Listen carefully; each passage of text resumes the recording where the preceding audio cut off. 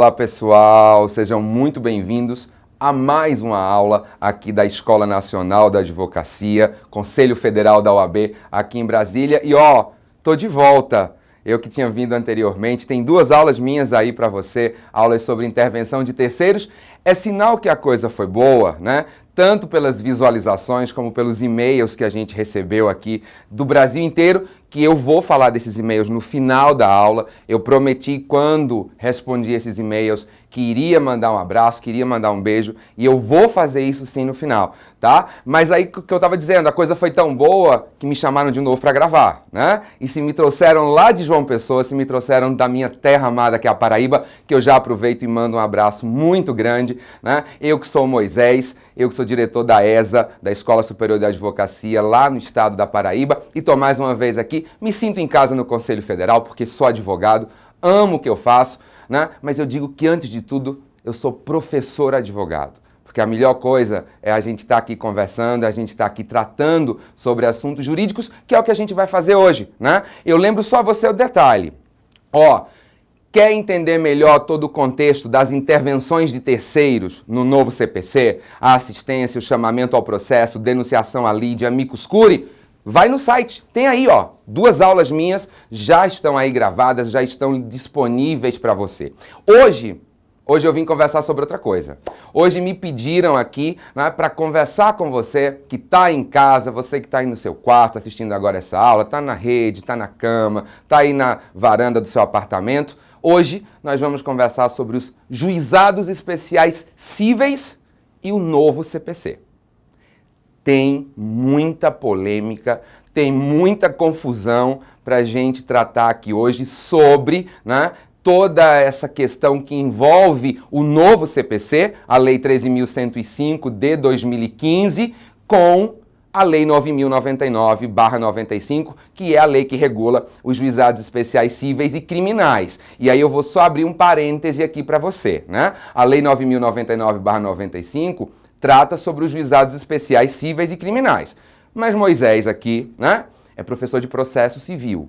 Então, obviamente, eu não vou adentrar aqui a parte criminal. Deus me livre, eu jamais me atreveria, eu não sei nem para onde vai, né? Então a gente vai ficar aqui, né, sempre jungido a tratar aí do novo CPC com a lei dos juizados especiais, tá bem? E aí, vamos começar a nossa conversa? Por favor, joga para mim na tela, então. O tema vai aparecer aí agora para você. Tá aí o tema na tela com meu nome, né? E o meu e-mail que tá aí embaixo, né? Aí já tá aparecendo para você o meu e-mail, tá aí, que você também pode fazer como algumas pessoas fizeram, né? Podem aí mandar e-mail, você pode mandar uma dúvida, a gente vai trocar sim informações, você tá vendo aí, tá aparecendo na sua tela, né? O tema da nossa aula, juizados especiais cíveis e o novo CPC, e logo aí embaixo, né, tem aí o meu e-mail. Portanto, né, volta para mim aqui, produção, volta para mim. Então, como eu falei, né, no comecinho, essa interação da Lei 13.105, do novo Código de Processo Civil, com a Lei 9.099/95. Aí você está se perguntando, Moisés, mas a Lei 9.099/95 é uma lei especial, né? É uma lei procedimental especial que surgiu com uma finalidade bem delimitada, com uma principiologia própria, né, de fato. E a gente vai entender todo o contexto. Nessa conversa, que eu não costumo chamar de aula, porque eu digo que isso é uma conversa, né? A gente vai aqui juntamente, né, conjuntamente, discutir alguns aspectos aí que estão, claro, criando, né, uma certa, como é que eu vou dizer? Uma certa celeuma doutrinária e até mesmo prática, né? A gente sabe que o CPC está agora, né, a gente está gravando aqui essa aula especificamente, né, agora no mês de março, praticamente 1 ano da vigência do CPC, né, produção? 1 ano agora da vigência do novo Código de Processo Civil, e a gente sabe que muita coisa ainda está aí caminhando, né? Algumas situações jurídicas têm chamado a atenção no cotidiano, justamente em virtude dessa adaptação do novo CPC ao sistema, já que a Lei Procedimental Civil, o nosso CPC, olha, desculpa a todos os outros colegas de outras disciplinas, mas eu, como um apaixonado pelo processo civil, eu vou dizer, É a lei mais importante do país depois da Constituição, né? Estou falando da lei infraconstitucional mais importante do país, na minha opinião, e a melhor delas é o Código de Processo Civil. Portanto, né, falando aí justamente desse Código de Processo Civil e essa incidência na Lei 9.099, então vamos começar por ela? Vamos começar pela Lei 9.099/95? Põe na tela, produção, por favor, o meu slide inicial aqui, o primeiro, né, depois do tema da aula, tá aí, ó, né? O que aconteceu que você está acompanhando aí as setinhas, né? A Lei 9.099/95, né, como eu já tinha falado no começo, é uma lei que dispõe sobre os juizados cíveis e criminais, né? E aí essa lei surgiu no cenário jurídico nacional, né, formatando procedimentos diversos dos já existentes aí, né, no Código de Processo Civil e Penal. Portanto, você está com o slide na tela e essa lei 9.099/95, como eu disse no começo, ela teve uma finalidade, que era justamente aí, né, formatar procedimentos distintos dos que já estavam previstos no Código de Processo Civil e no Código Penal. E aí tá grifado para você aí em azul, mas eu vou lhe ajudar também a frisar para você acompanhar o meu slide, ó. Circulei aí de vermelho, né? A finalidade principal da Lei 9.099/95 era, claro, né, entregar ao jurisdicionado uma justiça mais célere, ou seja, uma prestação mais rápida. Porém, friso aqui e volta para mim, né? Quando eu falo aqui de entregar ao jurisdicionado uma prestação mais célere, eu não estou falando que essa prestação tem que ser menos efetiva, nunca, né? Mas a finalidade principal da Lei 9.099/95 era essa justiça mais rápida, efetiva, porém justa, né? E aí eu vou voltar o slide agora para a tela para você continuar acompanhando comigo, né? E como é que seria então, Moisés, possível entregar essa justiça, né, mais célere, portanto uma justiça mais rápida, que não fugisse da efetividade e conseguisse entregar uma prestação justa, né? Ora, a medida foi, a partir do momento que passou-se, né, a informalizar e a simplificar, né, o procedimento, então o jurisdicionado passou a poder se aproximar mais da justiça. Portanto, está aí na sua tela, no slide, né, essa última parte, ou seja, a informalização e a simplificação frente ao sistema tradicional. Então, volta para mim aqui, produção, né? Então, quando a gente fala da Lei 9.099/95, né, essa lei que veio para revolucionar aí o acesso ao Poder Judiciário, ela veio com essa finalidade, entregar uma justiça mais célere, efetiva e justa. Essa celeridade seria como? Seria fugindo, ou seja, seria saindo dos paradigmas do processo tradicional, né? E a gente que advoga, né? Se você que está em casa advoga, a gente sabe quantas vezes acontecem alguns problemas e você conhece algumas pessoas que te narram um problema e você diz, vamos acionar a justiça.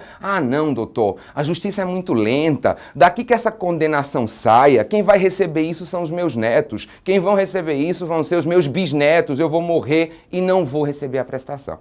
E nós sabemos que, infelizmente, o sistema procedimental tradicional, né, é um sistema bem mais longo. E nós sabemos também que o anseio da população sempre foi o anseio de ter uma justiça mais célere, uma justiça mais rápida, né? Uma prestação jurisdicional rápida e justa, né? E, portanto, assim, o conflito de interesses pudesse ser resolvido em um curto espaço aí de tempo. E aí os juizados especiais, essa Lei 9.099/95, ela surge como uma faculdade justamente para que em determinadas situações se possa fugir, né, desse procedimento tradicional estabelecido pelas codificações monotemáticas processuais, como acontece com o Código de Processo Civil e o Código de Processo Penal, portanto, fugir do tradicionalismo para partir para um procedimento mais simplificado, um procedimento mais aí, né, mais, digamos, vou até voltar um pouquinho, menos formal, né, e que pudesse aproximar aí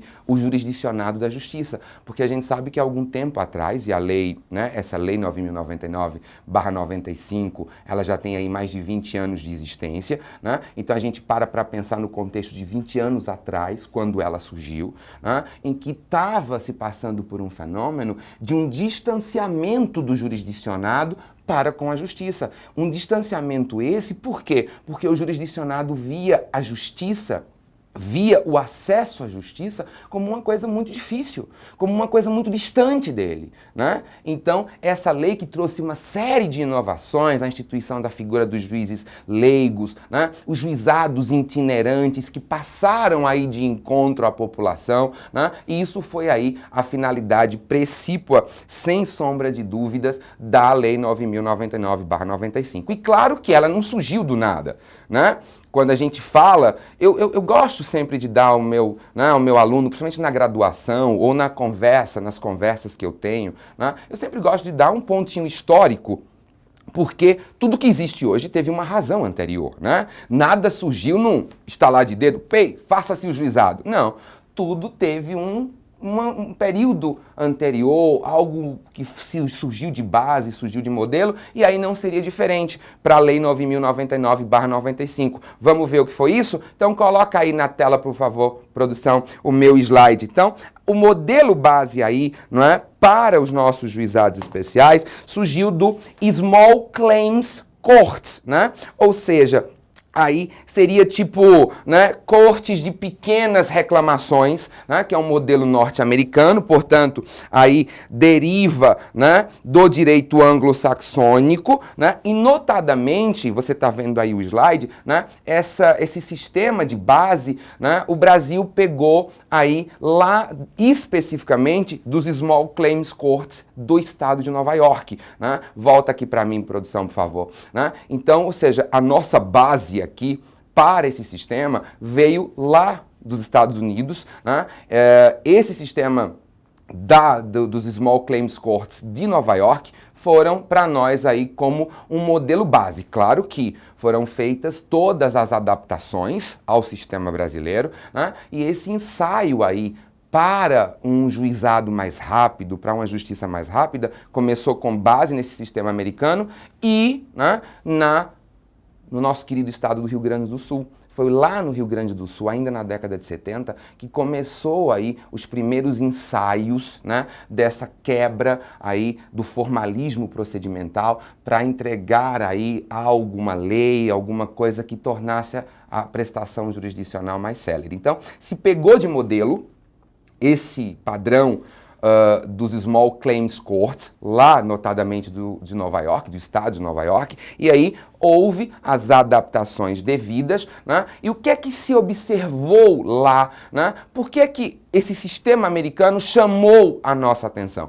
Esse sistema americano chamou a nossa atenção por quê? Porque era um sistema todo baseado aí na informalidade, na possibilidade do jurisdicionado norte-americano ingressar, por exemplo, inicialmente, sem a presença de um advogado. Está sentindo a coisa parecida com o que você conhece hoje? Pois é, isso tudo começou lá, né? Se viu de modelo para a gente. Então, vou voltar para a tela porque eu tenho frisado isso para você que está acompanhando aí com os slides que estão aparecendo na tela. Então, volta para mim, produção, para eles verem aí essa parte final. Ou seja, esse sistema norte-americano, olha aí, ele já era regido, né, pelos princípios da informalidade, né, da oralidade, portanto, se prestigia muito essa quebra do formalismo escrito, né, e ainda da dispensabilidade da representação por advogados, que eu grifei aí agora, né? Então, volta para mim, você viu que o que nós temos hoje teve uma razão anterior, né? Teve uma base anterior. E aí foram feitas as primeiras adaptações aqui para o nosso sistema, e aí uma situação que, depois de todo esse estudo, depois dessas adaptações que começaram, como eu disse, né, no Rio Grande do Sul, que eu aproveito e mando um super abraço para todo o pessoal do Rio Grande do Sul que está assistindo a aula, que acompanha as palestras aqui da Escola Nacional. Então, quando começaram essas primeiras experiências no Rio Grande do Sul, veio aí a edição de uma lei de 1984, que eu vou colocar na tela para você aí agora. Joga o próximo slide na tela, produção, por favor. A Lei 7.244, né, de 1984, que foi a Lei dos Juizados de Pequenas Causas, né? Tá aí na tela para você, ó. Essa foi a primeira experiência que nós tivemos aqui no Brasil, né? A Lei dos Juizados de Pequenas Causas, né? E aí, volta aqui para mim, produção, com as experiências colhidas com essa lei de 84, também com o modelo norte-americano, que a gente já falou para vocês aqui, dos Small Claims Courts, né? A Constituição de 88 veio. Vejam que a Lei 7.244, ela é de 84. 4 anos depois, nós tivemos a nossa Constituição de 88, a Constituição vigente, a nossa Carta Magna. Então, somou-se 2 fatores. Somou-se a experiência, né, trazida do modelo americano, feitas as devidas adaptações ao sistema nacional. Veio aí, né, a lei dos juizados de pequenas causas, e é interessante, né? Eu me lembro quando eu pequeno, em casa, e eu tinha familiares, tios e tias que mexiam com questões, enfim, jurídicas, eu escutava muito, lá nas pequenas causas, coloca nas pequenas causas. E aí eu vim entender que essas pequenas causas, esse termo pequenas causas, veio justamente da lei dos juizados de pequenas causas, que é justamente a 7.244 de 84. Então, somou-se a isso, né, a experiência americana com a lei dos juizados de pequenas causas, e a Constituição de 88 fez surgir o que nós temos hoje, a Lei 9.099/95. Portanto, essa Lei 9.099/95 não surgiu, como eu disse, de um estralar de dedos. Não. Veja que houve todo um sistema por trás disso, né? Iniciou-se com um modelo que veio lá dos Estados Unidos, notadamente do estado de Nova York. Os primeiros ensaios nacionais da quebra do formalismo, portanto, da simplicidade, né, para o acesso à justiça, que é um princípio constitucional, está lá no artigo 5º, inciso 35 da Constituição. Então, tudo isso atrelado fez primeiro a edição da Lei 7.244 de 84.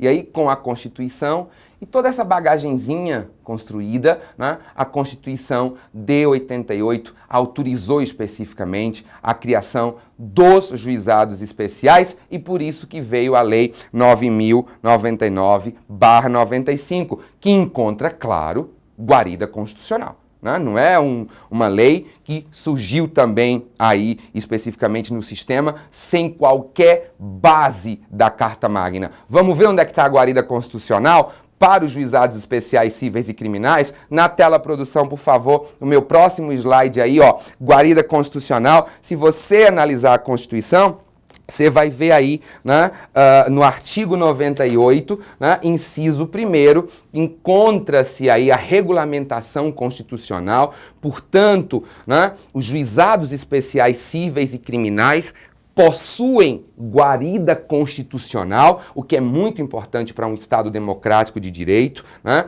Que todas as questões que envolvem a atividade jurisdicional encontre uma prévia previsão constitucional, até sendo um pouquinho redundante, né? Encontrem aí essa anterior previsão constitucional, e aí do inciso 1º, você pode ver, né, os juizados especiais promovidos por juízes togados ou togados e leigos, né? Vou circular aqui para você a figura dos juízes leigos, que é uma inovação também desse modelo norte-americano, competentes para a conciliação, o julgamento e a execução de causas cíveis de menor complexidade, ó. Estou grifando aí para você, né? Causas cíveis de menor complexidade e infrações penais de menor potencial ofensivo, mediante os procedimentos oral e sumaríssimo, permitidos nas hipóteses previstas em lei, a transação e o julgamento de recursos, vou frisar esse final,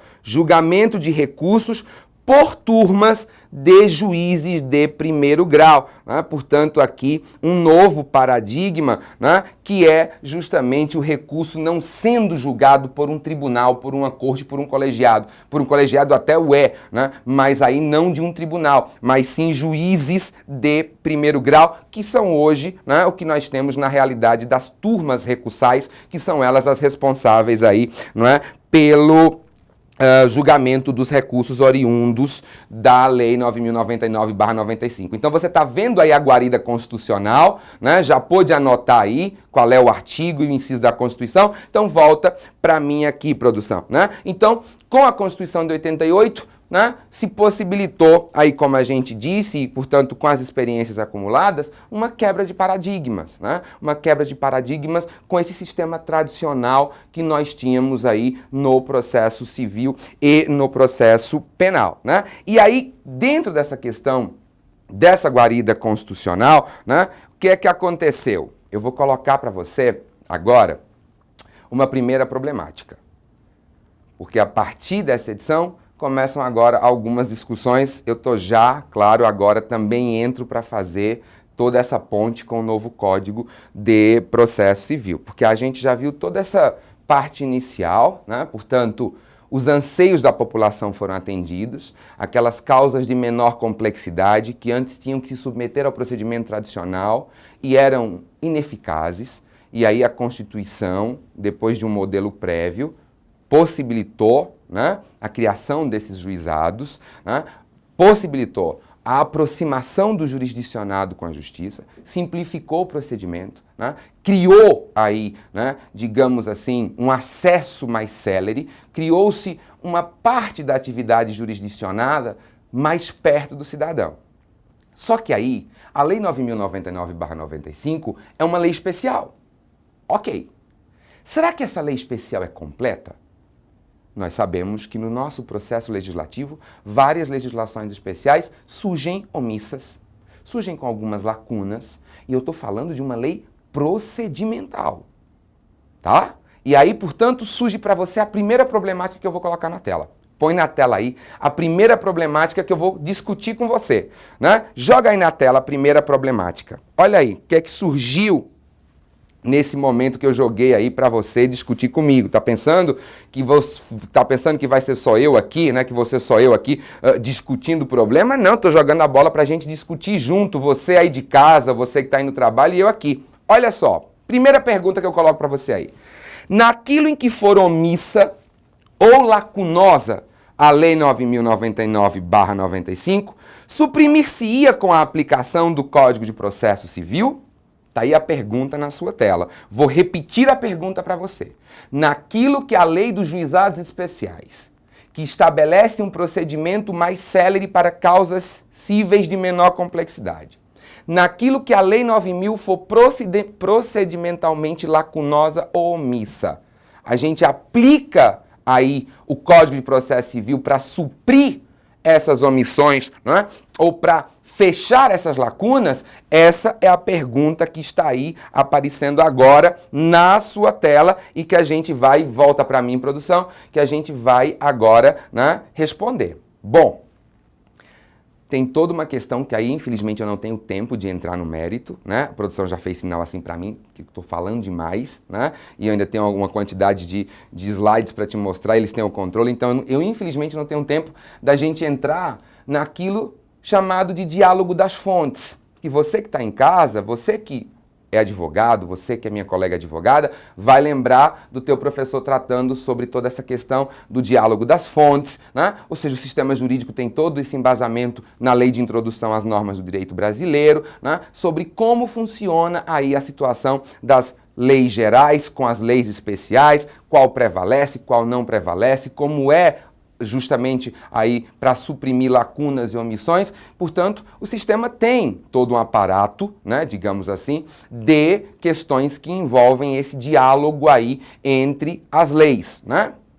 Pois bem, durante a vigência do Código de 73, né, e vejam que a Lei 9.099/95 surgiu quase 20 anos, mais de 20 anos já do Código de 73, o Código Revogado. Depois que os dois passaram a conviver juntos, a Lei 9.099/95, com o Código de 73, nós não tínhamos problema, porque praticamente se aplicava o CPC de 73 às situações concretas, lacunosas e omissas da Lei 9.099/95. Só que aí surge agora um novo Código de Processo Civil. Né? Um novo Código de Processo Civil que trouxe aí umas tantas inovações, né? Trouxe algumas... Eu já disse isso na minha aula anterior que está aqui na ENA. Eu considero que o Código fez mais uma arrumação na casa do que propriamente trouxe coisas novas para o sistema. Né? Mas querendo ou não, essa arrumação, essa troca dos móveis da casa, dos lugares da casa, também trouxe algumas questões consideráveis de mudanças procedimentais. E aí a pergunta é, naquilo que o procedimento é omisso da Lei 9.099/95, a gente aplica o Código de Processo Civil? Vamos ver? Vamos ver o que é que o próprio Código diz. O que é que o próprio Código de Processo Civil, estou falando já do Código Novo, esquece o velho. O velho está morto e enterrado, né? E não se mexe mais nele. Não para nossa conversa praticamente aqui, tá? Então vamos ver? Próximo slide na tela, produção, por favor, aí sobre essa problemática. Você veja o artigo 1046 do Código de Processo Civil, esse artigo que está lá na parte final, nas disposições finais do Código de Processo Civil. Ele diz o seguinte, ó, ao entrar em vigor este Código, suas disposições se aplicarão desde logo aos processos pendentes, ficando revogada a Lei número 5.869, de 11 de janeiro de 73. Portanto, o Código 73 fica revogado justamente pela redação do caput do artigo 1046 que você está acompanhando aí na sua tela. Só que o importante para responder a nossa pergunta vem justamente agora, que está aí no parágrafo 2º. Ó, ele diz, permanecem em vigor as disposições especiais dos procedimentos regulados em outras leis, aos quais se aplicará supletivamente, coloquei aí, além de sublinhar, ainda coloquei aí, né, na cor vermelha, na cor bordô para você, mas vou aqui, já que o pessoal da ENA me possibilitou essa tecnologia nova que eu não tinha na outra aula, né? Na outra aula a gente não estava... Kiko, né? Kiko é o produtor, diretor de gravação. Kiko agora trouxe aí, então, ó, vou usar o que Kiko me ensinou aqui, né? Então, ó, aos quais se aplicará supletivamente este código. Tô aí frisando para você não esquecer. Então, volta para mim aqui, produção, por favor. Volta para cá. Então, vejam. O Código de Processo Civil, o novo código, a Lei 13.105 de 2015, revogou o Código de Processo 73, óbvio, mas disse o quê? Que as disposições quanto às leis especiais e os procedimentos regulados por outras leis não estavam revogados, permaneceriam. Portanto, com essa redação do parágrafo 2º, nós concluímos, sem sombra de dúvidas, que a Lei 9.099/95 continua vigorando. Não se revogou a Lei dos Juizados Especiais Cíveis e Criminais. E aí o Código de Processo só fez uma complementação. Ele disse o seguinte, olha, e eu, Código de Processo Civil, serei aplicado supletivamente naquilo em que houver omissão ou lacuna. Volta na tela, Kiko, por favor, permanece aí esse parágrafo 2º que eu bem frisei aqui, até, né, grifei aqui. Vejam que o código usa, né, a questão da aplicação supletiva. Você está vendo aí, eu até circulei, aplicação supletiva. Supletiva é o quê? Acrescer ao que falta, né? Portanto, volta aqui para mim. Quando a gente fala de aplicação supletiva, bom, ao que eu saiba, ao que eu pude ler e estudar, aplicação supletiva é você preencher algo que está faltando. Portanto, de acordo com a lei geral, o Código de Processo Civil é uma lei procedimental geral, né? Ela diz o quê? Olha, naquilo que for omisso ou lacunoso, as leis procedimentais esparsas me apliquem supletivamente. Ou seja, preencham as lacunas que houverem nessas leis com as minhas disposições. Obviamente que nós sabemos que, né, nessa questão de aplicação supletiva, diferente da aplicação subsidiária, a gente sabe que não pode haver choque, né?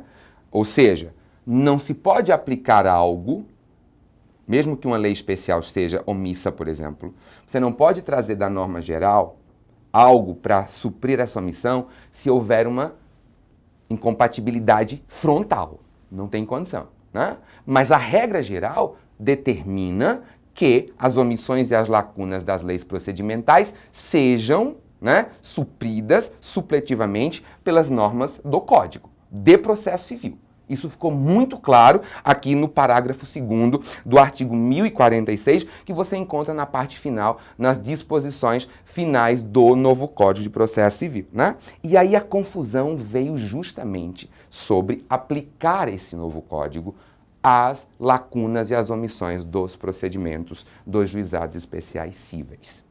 A confusão começou aí, né? Durante a vigência do de 73, nós nem ouvíamos falar nessas confusões. Algumas coisas foram, né, enfim, adaptadas, mas a gente, em regra, não discutia. Bom, a Lei 9.099/95 não dispunha sobre contagem de prazo. Beleza, então usava o Código de 73. Os prazos eram contados em dias corridos. Tranquilo. Né? A questão da admissibilidade do recurso inominado. A lei dos juizados especiais não falava sobre isso, mas o Código regulava, o geral aplicava também a realidade dos juizados especiais. Só que o CPC de 2015 trouxe algumas modificações. E aí, eu vou apresentar para você agora 2 trechos, né? Vou colocar para que você leia esses trechos comigo e entenda o problema. E entenda a discussão que está pairando sobre todo o sistema jurídico, né? Sobre toda a doutrina processual, né? Também sobre juízes. A gente escuta relatos de que, na minha cidade, o primeiro juizado aplica determinada coisa, o segundo juizado aplica coisa totalmente diferente, porque a senhora ministra Fátima Nancy Andringe, com todo o respeito que tenho, né, pela figura que é, pela história jurídica que tem, a senhora ministra apresentou um texto, um ensaio, sobre justamente as disposições do novo CPC nos juizados especiais cíveis, e desse texto, que vale a pena você conferir, está disponível aí na internet, vai te ajudar a entender melhor o problema, a senhora ministra Nancy Andringe, ela frisou um primeiro ponto que eu separei para você. Joga na tela, produção, por favor, aí, né? A excelentíssima senhora ministra Nancy Andringe, em 2015, no texto ela colocou o seguinte: nessa senda, urge afirmar e gizar que não há espaço para a aplicação subsidiária do Código de Processo Civil aos juizados especiais. Eu vou grifar o que a ministra escreveu, não há espaço para a aplicação subsidiária do Código de Processo Civil aos juizados especiais. Porque os juizados especiais, por determinação idealizada do legislador, instituiu soluções próprias para as hipóteses não abarcadas expressamente pela Lei 9.099/95. Portanto, nesse trecho que você está acompanhando aí na sua tela, né, a excelentíssima senhora ministra Nancy Andringe, ela diz que não há espaço algum para se aplicar as normas do CPC nos juizados especiais, em razão de que o legislador que instituiu a Lei 9.099/95 teria criado soluções próprias para aquelas hipóteses que não tivessem sido abarcadas, contempladas pela Lei 9.099/95, tá?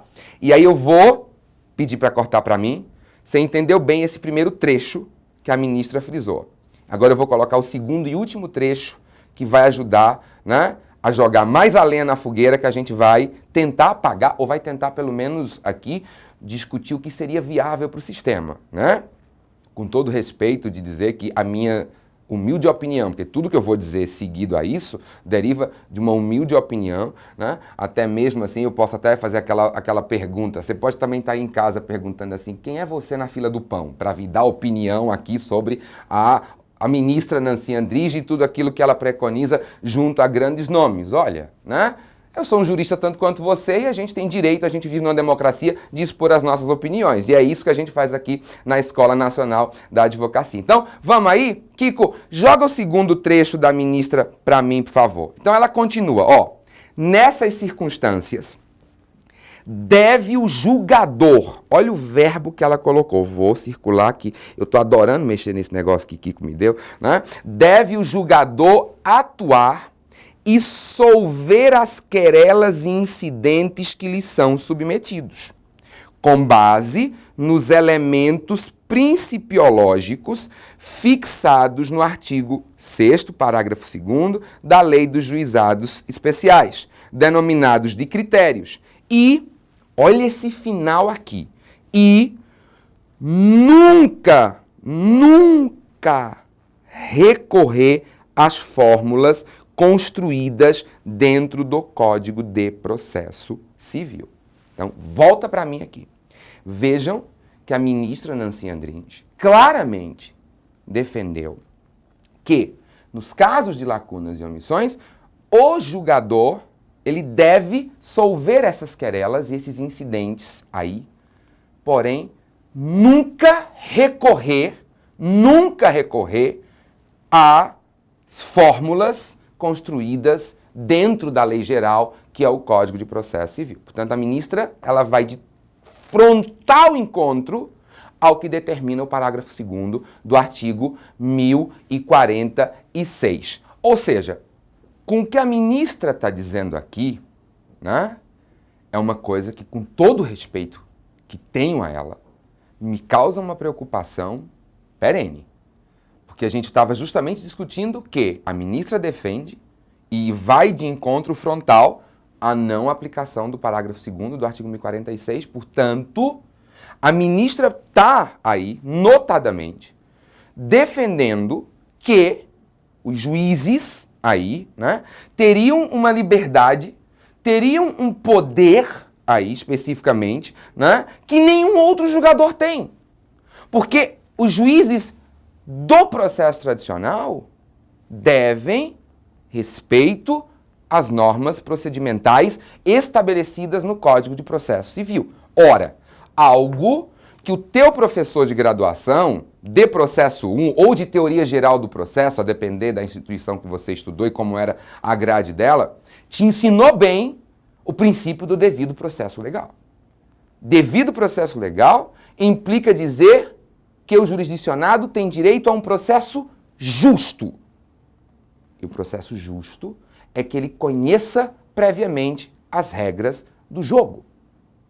Se a ministra diz que deve o julgador atuar nas querelas e incidentes que lhe são submetidos, porém nunca recorrer às fórmulas do tradicional processo, a ministra está dizendo, e está nas palavras, pelo menos assim eu entendo, outorgando um poder aos juízes dos juizados especiais que nenhum outro tem.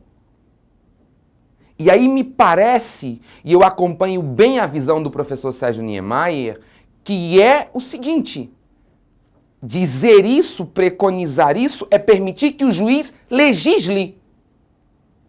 Porque se a lei especial tem omissão e tem lacunas, e essas omissões e essas lacunas não seriam preenchidas pela lei processual geral, e sim estaria ao talante do julgador, eu estou permitindo que o juiz legisle. E como é que fica a divisão de competências rígidas? A gente coloca abaixo. Tudo bem que no Brasil já está, né? Se você for fazer aí, né, um histórico, esse mote de divisão de competências rígidas entre executivo, legislativo e judiciário, isso já faz um tempo que as pessoas parece que esqueceram completamente, né? Mas as palavras da senhora ministra me preocupam de uma maneira realmente bastante grande, porque se colocar esse poder nas mãos dos juízes dos juizados especiais, eu estou esquecendo de uma coisa importantíssima, que é a segurança jurídica e a certeza do direito. Porque eu, como advogado, eu tenho direito a saber das regras do jogo, saber previamente das regras do jogo. E saber previamente das regras do jogo implica dizer eu ter uma lei procedimental que vai me dizer como essas regras acontecem. E não que essas regras vão surgir no decorrer do procedimento ao bel prazer do juiz. Até porque se nós passássemos a permitir isso, eu estou criando várias regras. O que vai ser para um não vai ser para outro. Porque cada juiz de juizado especial cível vai criar regras distintas. Vai suprir essas lacunas de maneiras distintas. Então, o que vai valer para um não vai valer para outro? A gente já está tão cheio disso no sistema, né? E aí, ouvindo uma exposição da professora Teresa Arruda Alvim, né? Sou fã, sou até suspeito para falar da professora Teresa Arruda Alvim, porque eu sou fã dela. A professora Teresa Arruda Alvim, em uma exposição aqui mesmo em Brasília, ela dizia justamente isso. Né? Ou seja, ministros, juízes, desembargadores que chegam, eles não acompanham a jurisprudência já consolidada do tribunal. Eles chegam para mudar a jurisprudência. Eles chegam para trazer teses novas. A mesma coisa, eu estou só fazendo aqui um paradigma com a questão que a gente está tratando. Né? O juizado está lá no juizado especial. As lacunas procedimentais, ele vai decidindo e vai, abre aspas, legislando, fecha aspas, legislando, suprindo essas lacunas sem aplicar o Código de Processo Civil, que é a lei procedimental geral e que tem aplicação supletiva de acordo com a própria dicção da lei infraconstitucional. Aí esse juiz sai, consegue promoção, vai para outra vara, entra outro, que não entende que aquelas lacunas devam ser supridas da maneira que o antecessor dele supria. E passa a suprir essas lacunas de uma outra maneira. Portanto, o que valeu para uns, quando o primeiro juiz estava, não valeu para outros, que já estão sobre esse segundo magistrado. Portanto, para mim, não tem como não parecer um total disparato a permissão disso que foi preconizado no ensaio da ministra Nancy Andrighi. Eu não consigo, dentro de um sistema de segurança jurídica e de certeza do direito, considerar essa possibilidade de dar aí, né, aos juízes essa questão. E por isso é que eu lancei a segunda problemática. Coloca na tela, Kiko, por favor, né? Que é justamente isso. Então, as lacunas da lei, e aí da lei eu estou falando especificamente da Lei 9.099/95, que é essa que a gente está tratando hoje. Então, as lacunas da lei ficam ao talante do julgador para, com base nesses princípios, ora, os princípios gerais, os critérios que estão dentro da própria Lei 99/95, 9.099/95, fixar as situações a serem aplicadas e não de um sistema paralelo processual geral, né? Volta para mim. Essa segunda problemática é justamente aquilo que a gente estava discutindo. Nós vamos deixar que essas omissões e que essas lacunas sejam supridas ao talante do julgador? Não, Moisés, mas não é assim. Porque o julgador, ao suprir essas omissões e essas lacunas, ele tem que levar em consideração a principiologia por trás da Lei 9.099/95 e os critérios lá do artigo 6º. Ora, desculpa, eu em 10 anos, pouco tempo, como professor de processo, é pouco tempo, mas eu não consigo, sob hipótese e condição alguma, desconsiderar que existe uma lei processual geral que em seu próprio texto determina que ele seja aplicado supletivamente, obviamente naquilo que não coincidir frontalmente, E como eu disse, eu não tenho tempo aqui de expor várias situações sobre diálogo das fontes, mas você pode fazer isso em casa e você vai entender melhor essa problemática. Então eu não consigo desconsiderar isso para deixar que ao talante do julgador, com base em princípios e critérios e em ideias do legislador. Ou seja, alguns juízes, na hora de suprir uma lacuna, deixa eu tentar imaginar qual foi a ideia do legislador ao editar a Lei 9.099/95, somado aos princípios, somado aos critérios, pá! Decido dessa maneira tal situação procedimental. Eu não estou falando de decisão de mérito, estou falando de decidir questões do procedimento. Isso, para mim, é a coisa mais absurda, uma das, não vou dizer mais, vai. Tem coisa mais absurda no sistema, né? Mas isso, para mim, é um dos absurdos que eu consegui ver, né, nesses 2 anos, de 2015 para cá, que envolve aí o novo CPC, né? E aí, a terceira problemática na sua tela agora. Joga aí. Você que está em casa não poderia imaginar que nessa aula eu ia lhe trazer tanto problema, né? Pois é esse o sistema, né? Bem-vindo ao jogo, se você aí, né, caro colega advogado, advogada que está ingressando na advocacia, seja muito bem-vindo, mas olha aí onde é que você se meteu, né? O sistema é esse, meu irmão, minha irmã, que está em casa assistindo. Tá vendo que aqui o negócio né? É pau pra dar em doido. Posso dizer pau pra dar em doido? Pode, né, Kiko? Não tem problema. Então tá. Ó, depois me chamou a atenção, né? Então, ó, olha a terceira problemática que eu coloquei aí, ó.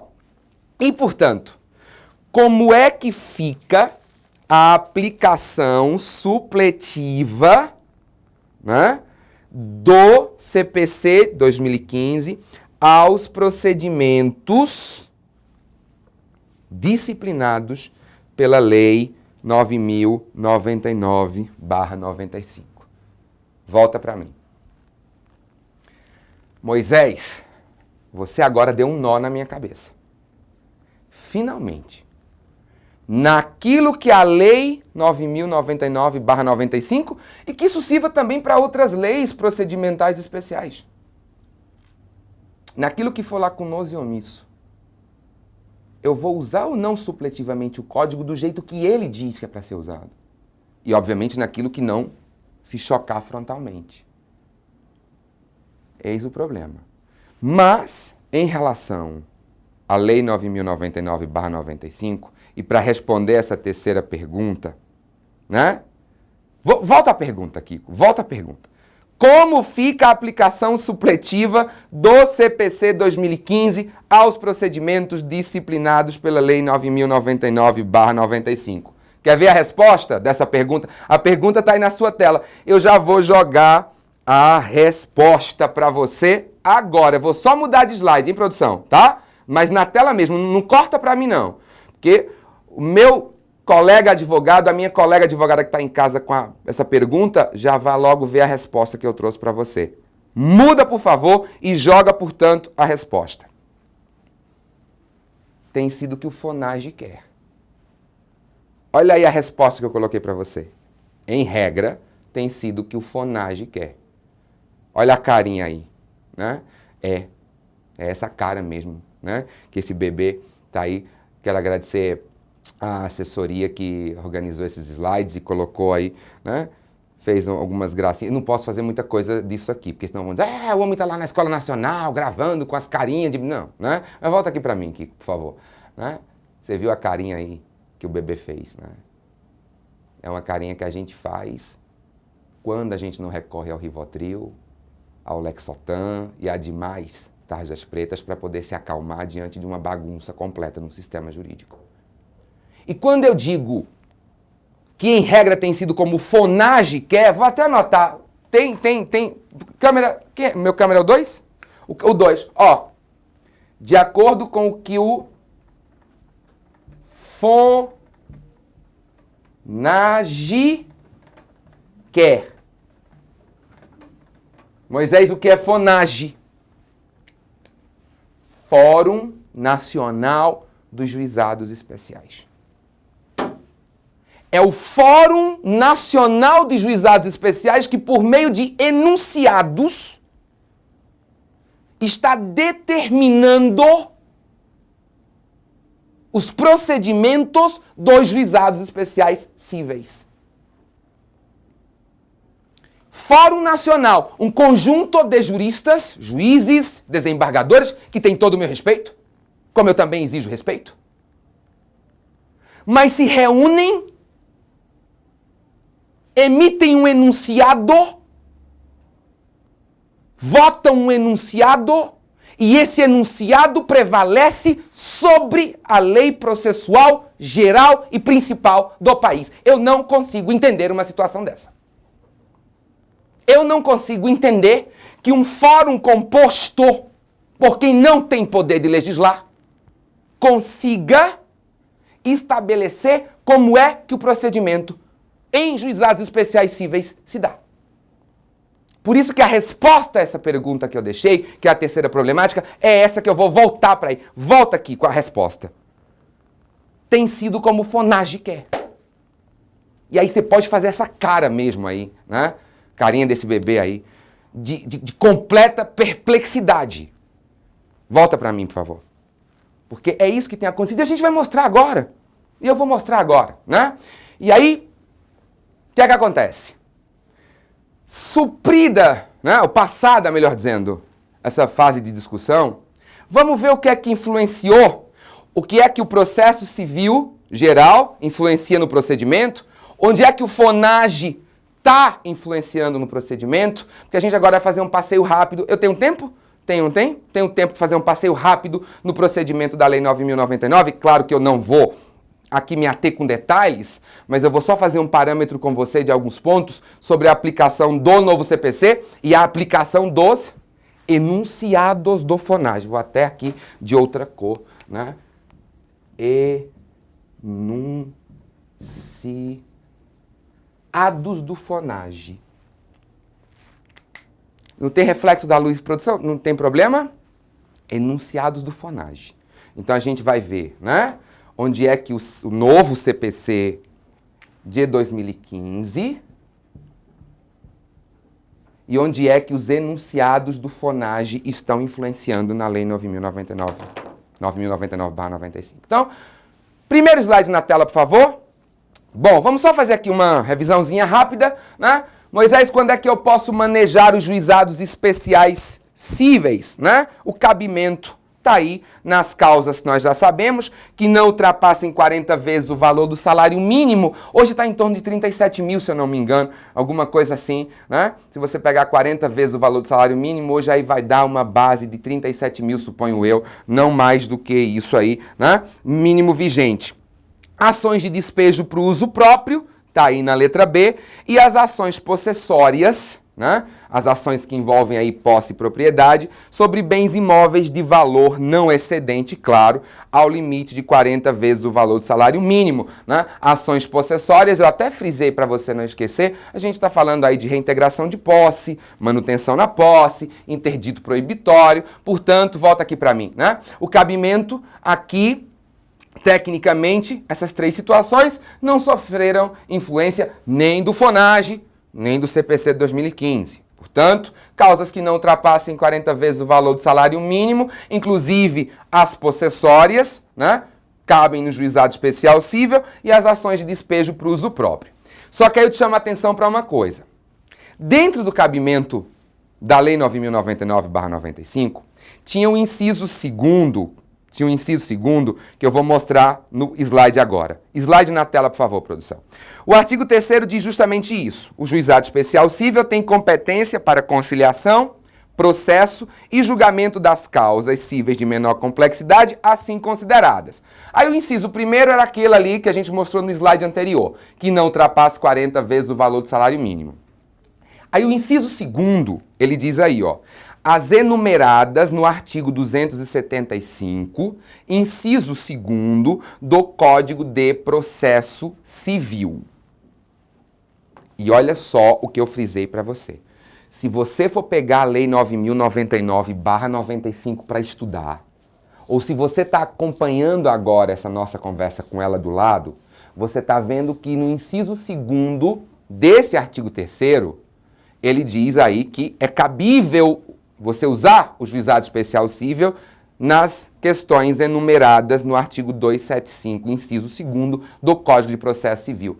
Gente, vem cá para mim. Volta para mim, Kiko, por favor. Esse inciso 2º, que faz referência ao artigo 275, inciso 2º, é do Código de 73, do que morreu, tá? Não está se referindo ao artigo 275 do novo Código de Processo Civil. Estou mostrando para você esse Código de Processo Civil aqui da ENA, Escola Nacional, códigozinho de bolso que a ENA mandou confeccionar, ganhei de presente, muito obrigado, tá? Então, ó, voltando. Tem que fazer, né? Tenho que agradecer, minha gente, senão não me trazem de novo, tá? Então, o que acontece? Ó, então, esse inciso 2º, ele tá falando do Código de 73, por isso que eu coloquei no slide. Põe o slide, Kiko, na tela para mim, por favor, ó. Referência ao CPC de 73. Portanto, você está com a sua lei. Anota aí, faz a anotação aí na tua lei.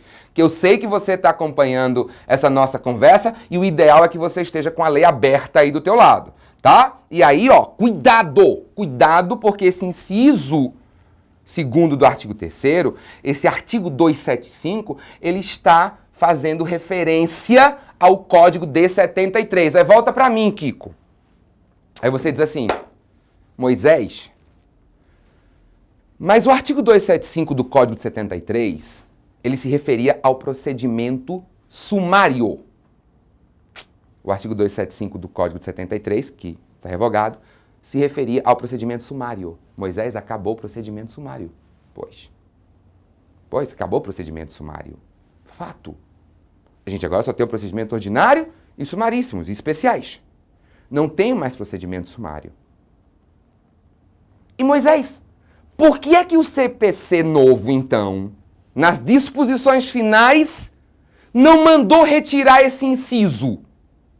Deixou esse inciso na Lei 9.099/95. Vamos ver? Vamos ver o que é que o novo CPC fez? Na tela, por favor, Kiko. Olha o artigo 1063 do Código de Processo Civil de 2015. Até edição de lei específica, até edição de lei específica, os juizados especiais cíveis previstos na Lei 9.099, de 26 de setembro de 1995, continuam competentes para processamento e julgamento das causas previstas no artigo 275, inciso 2º da Lei 5.869, de 11 de janeiro de 73, que é o Código revogado. Portanto, volta para mim. O novo Código de Processo Civil não retirou o inciso 2º do artigo 3º da Lei 9.099/95, porque lá nas disposições gerais ele disse o seguinte, até que surja uma lei específica, os juizados vão continuar competentes para o processamento e julgamento de causas que envolvam o artigo 275, inciso 2º do Código anterior. Portanto, quando você for estudar o cabimento, né, você que vai se submeter a alguma prova, a um concurso, ao exame da ordem, enfim, o que é que eu te sugiro fazer? Eu te sugiro ter muito cuidado com isso, porque isso pode ser questão de concurso, isso pode ser questão de prova de ordem, tranquilamente, né? Portanto, quando você for estudar o cabimento dos juizados especiais, você leva em consideração não só o artigo, né, da Lei 9.099/95, mas pega o código antigo e vê lá o 275, inciso 2º. Né? Porque mesmo que o 275, no código anterior, estabelecia o procedimento sumário e o novo código acabou o procedimento sumário, mas a gente viu que o novo código disse que os juizados eles continuavam, até que uma lei específica surja daqui a pouco, ou sei lá quanto tempo demore, e regule essa situação, mas até lá os juizados vão continuar processando aí as causas que envolvam lá o inciso 2º do artigo 275 do Código morto, do Código revogado de 73. Muito cuidado com isso, tá? Não esquece disso não. Portanto, seguindo aí, vamos lembrar do foro competente. Na tela, Kiko, por favor, né? O foro competente está aí no artigo 4, regra geral, o código aí, né, também do Código de Processo Civil, e aí a Lei 9.099/95 estabelece aí, né, o domicílio do réu, estabelece também o lugar onde a obrigação deve ser satisfeita, está aí no inciso 2º, e no inciso 3º, o domicílio do autor ou do local do ato ou fato nas ações para reparação de dano de qualquer natureza. Aí o parágrafo único, né, ele traz aqui uma situação, por isso até grifei para vocês. Em qualquer hipótese, poderá a ação ser proposta no foro previsto no inciso 1º deste artigo, ou seja, no domicílio do réu. Então volta aqui para mim. Né? Então, quando a gente fala qual é o foro competente, a gente leva em consideração 3. Primeiro e predominante, domicílio do réu. Né? Depois, o lugar onde a obrigação deve ser satisfeita. Terceira opção que a lei te dá, o domicílio do autor ou do local do ato ou do fato nas ações de reparação de dano de qualquer natureza. Portanto, você tem 3 situações. Domicílio do réu, né? Primeira delas. O local onde a obrigação deve ser satisfeita ou o domicílio do autor para as questões de reparação. Mas aí o parágrafo único, ele diz o seguinte: qualquer das ações podem ser propostas no foro previsto no inciso 1º, ou seja, no domicílio do réu. Tá? Portanto, essa questão é bem flexível aí do foro competente para os juizados especiais, para as ações dos juizados especiais. Tá? E aí eu vou falar agora da instauração do processo e dessa parte inicial do procedimentozinho dos pedidos. Na tela, por favor, puxa aí meu slide, Kiko, por favor. Né? A produção aqui, top, essa que me colocaram aqui hoje. E aí, ó, o artigo 14 diz o seguinte: o processo instaura-se, né, com a apresentação do pedido escrito ou oral à secretaria do juizado, momento esse que nós sabemos, principalmente nos pedidos orais, é dispensável a presença do advogado no primeiro momento, né, porque mesmo que a parte chegue lá e apresente oralmente a sua questão, vai ser reduzido a termo, né? E aí, claro que o código diz que pelo menos, né, do pedido constarão de forma simples e em linguagem acessível o nome, a qualificação e o endereço das partes, tá? Os fatos e os fundamentos de forma sucinta, o objeto e seu valor. Volta aqui para mim, Kiko. Aí você pode perguntar aí, Moisés, mas o constituinte pode procurar o meu escritório para que eu confeccione uma petição inicial para o juizado especial. Tudo bem que a lei permite que o constituinte, que o jurisdicionado, melhor dizendo, desculpe, que o jurisdicionado, ele vá ao juizado sem o advogado, né? No começo ele pode ir lá, oralmente, tudo vai ser reduzido a termo, beleza. Mas se o jurisdicionado quiser já ir desde o começo com o advogado, e eu vou ter que fazer a petição inicial, eu preciso levar em consideração, ao elaborar a petição inicial, todos os requisitos que estão no artigo 319 do Código de Processo Civil, que é aquele artigo onde estão todos os requisitos da petição inicial. Preciso. Olha, a tua petição no juizado especial pode ser uma petição mais simplificada, né? Eu não considero, isso é uma opinião pessoal, eu não considero, até mesmo pelos princípios que regem os juizados especiais, né? A informalidade, a simplicidade, a oralidade. Eu não considero necessário que você leve em conta todas as exigências do artigo 319 do CPC. Agora, claro, né? Um mínimo de qualificação, inclusive com o endereço da parte demandada, para as citações e intimações necessárias. Ora, tu vai ter que dar uma narração fática, ainda que breve, né? Também a lei do próprio juizado não exclui aí os fundamentos, né? Portanto, eu tenho que ter toda uma questão de causa de pedir, a questão fundamento, e o pedido, né? A regra normal, o pedido deve ser certo e determinado, tá? Então, se o jurisdicionado procurou teu escritório, te procurou, e é você que vai entrar com a petição, ou seja, ele não foi lá fazer de forma oral, né? Eu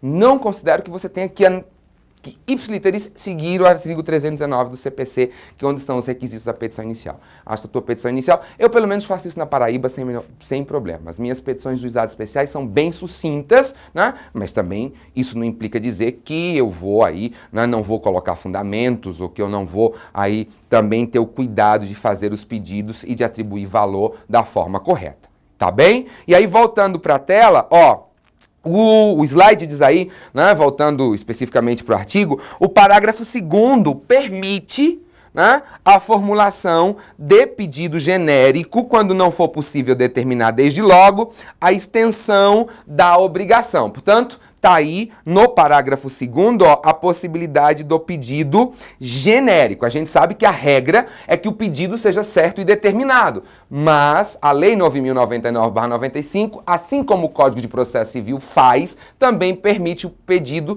genérico, tá? E aí, volta aqui para mim. É comum, né? Ação de reparação por dano, acidente automobilístico, uma indenização, né? Na hora que o advogado, você aí estava peticionando, redigindo a petição inicial, o teu cliente ainda estava no hospital, as consequências do dano ainda estavam se propagando no tempo, você não tinha condição de colocar o valor da indenização. Então você pede apenas o andebatur. Você pede a condenação em danos morais e materiais, mas você explica ao juiz que, pelo fato do teu cliente ainda estar no hospital, não sabe se vai ter que realizar uma nova cirurgia, né? Não sabe ainda se ficou cego de um olho só ou se vai perder os dois, enfim. As consequências do ato ainda estão se propagando no tempo, então você pode fazer o pedido genérico. Mas o pedido genérico, pelo amor de Deus, se concentra aqui em mim, tá? E o que eu vou falar agora serve não só para os juizados especiais, mas também serve para o Código de Processo Civil, lá para as questões normais processuais do processo tradicional. Pedido genérico não autoriza que você faça uma petição inicial e coloque lá, pedido, requer-se que Vossa Excelência condene o réu em todas as penas previstas em lei. Pedido genérico. Tá louco? Tá doida? Não pode. Não podia dizer isso, não? Ah, posso. Ah, o que acontece? Tá, então, ó, voltou. O que acontece? Tá, valeu, ó. Então, não é assim, tá? Pedido genérico não permite que você chegue e diga, requer-se a condenação do réu em todas as penas previstas em lei. Ei, ó, não. O pedido genérico, você tem que, pelo menos, o andebatur, você tem que se fazer constar. O que você pode não saber, em muitas situações, é o quantum. Mas o andebatur você tem que, no mínimo, colocar. Então, você lê pedido genérico e pensa que a coisa é tão genérica assim. Não é. Tá? Cuidado com isso. Voltando para o slide aí, Kiko, por favor. Ó, também é possível pedidos alternativos e pedidos cumulados, né? É possível, sim. Agora eu faço só uma observação quanto aos pedidos cumulados, porque os pedidos cumulados, o valor deles somados não pode ultrapassar os 40 salários mínimos vigentes, tá? Então tem que ter cuidado com isso. Volta aqui para mim. É possível, sim, pedidos alternativos e também pedidos cumulados, desde que a soma não ultrapasse 40 vezes o valor dos salários mínimos. E aí agora eu quero mostrar para vocês o primeiro enunciado do FONAGE que diz respeito à nossa conversa. E a gente vai conversar sobre ele. Na tela, Kiko, por favor. Enunciado 157 do FONAGE. Olha o que é que eles dizem aí. Olha o que é que eles dizem. Acompanha comigo. Nos juizados especiais cíveis, o autor poderá aditar o pedido até o momento da audiência de instrução e julgamento, ou até a fase instrutória, resguardado ao réu o respectivo direito de defesa. E aí eu frisei para você, ó, uma violação frontal ao artigo 329, inciso 2º do CPC de 2015. Volta para mim, Kiko. O FONAGE, e é isso que está vigorando, permite que o autor adite a petição inicial até o momento da audiência de instrução e julgamento, ou a fase instrutória. O CPC determina o quê? Fazer uma lembrança com você. até, antes aí, melhor dizendo, antes da citação, o autor pode, né, alterar o pedido ou a causa de pedir aí tranquilamente. Depois de citado o réu, depois da citação, o autor só pode pleitear a alteração do pedido ou da causa de pedir com a concordância do réu e, claro, se dando um novo prazo de defesa para ele. Depois do saneamento do processo, quando o processo houver sido saneado, nem que a rainha da Inglaterra peça, vai ser possível alterar pedido e causa de pedir. Essa é a regra prevista no Código de Processo Civil. Mas o FONAGE disse que nos juizados especiais, até o momento da instrução e julgamento ou até a fase instrutória, se pode mudar o pedido, desde que se resguarde o prazo de defesa do réu. Celeridade aí, eu não sei o que eles entendem, né? Mas, enfim, tá? Seguindo aí, né? Fazendo um rápido passeio, olha aí, litisconsórcio, tá aí na tela, né? Litisconsórcio, a gente sabe, pluralidade de partes. Só lembrar para você, o litisconsórcio pode ser ativo quando a pluralidade for de autores, litisconsórcio passivo quando a pluralidade for de réus e o litisconsórcio misto quando, no mesmo processo, houver pluralidade de autores e réus. Possibilidade, portanto, aí nos juizados especiais é plenamente possível aí, né, o litisconsórcio. Volta para mim agora, Kiko. E a intervenção de terceiros? Como é que ficam as modalidades de intervenção de terceiros? Inclusive, tá aí, como eu já disse para você no começo, tem aula gravada minha aqui de intervenção de terceiro, 2 aulas, porque o conteúdo é muito extenso, foi gravado em 2 momentos, 2 aulas, assiste aí, né, manda um feedback. E aí, Moisés, é cabível ou não intervenção de terceiro nos juizados especiais? Bora ver? Solta aí, por favor, Kiko. Próximo slide para você que está em casa acompanhando comigo, ou está no seu trabalho, ou está na sua casa de praia, ou está na sua fazenda, né? Assistência simples e litisconsocial. Se você for analisar o Código de Processo Civil, né, o parágrafo único do artigo 119 permite a assistência lá em todos os procedimentos. Se você for, né, fazer a leitura do parágrafo único do artigo 119 do Código de Processo Civil, você lá nessa leitura você vai ver que o Código de Processo diz que a assistência será admitida em qualquer procedimento e em todos os graus de jurisdição. Portanto, se o Código diz em todos os procedimentos, em qualquer procedimento, isso inclui o procedimento sumaríssimo, né? Só que aí o artigo 10 da Lei 9.099/95 coloca aí, não se admitirá no processo qualquer forma de intervenção de terceiro, nem de assistência.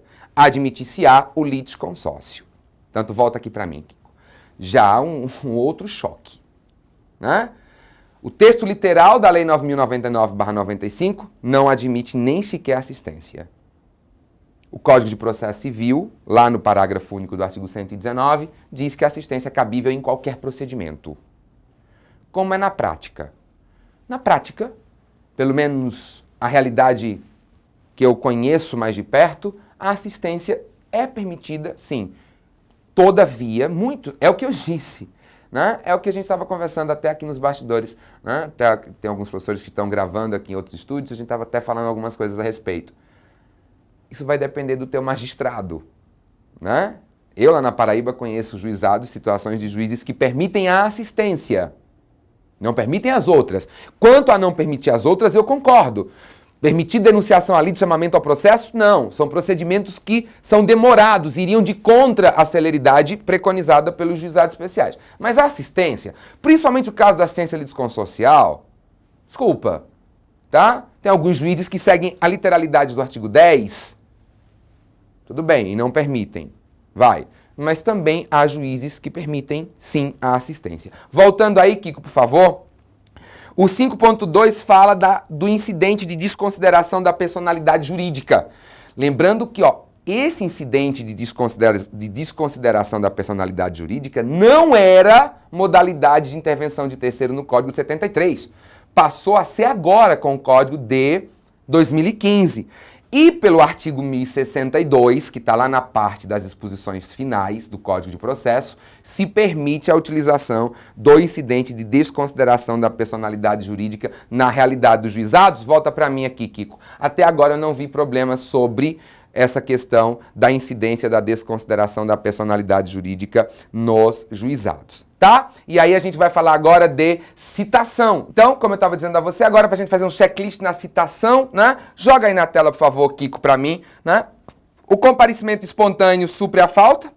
Citação por AR, pelo correio, com aviso de recebimento. Tranquilo, tá aí, frisado para você. Por oficial de justiça, independentemente de mandado ou carta precatória, tranquilo, mas ó, cuidado aqui no 6.4, tá? Citação por edital não é possível nos juizados especiais, pelo menos em regra, ou até que o FONAGE decida diferente, né? Não tô sendo crítico, Carol, não tô sendo crítico, tá? A produção aqui tá dizendo, não tô sendo crítico. Desculpa, longe de mim, né? Volta aqui para mim, por favor. Longe de mim ser uma pessoa crítica, não sou, né? Mas até que o FONAGE decida, vai, né?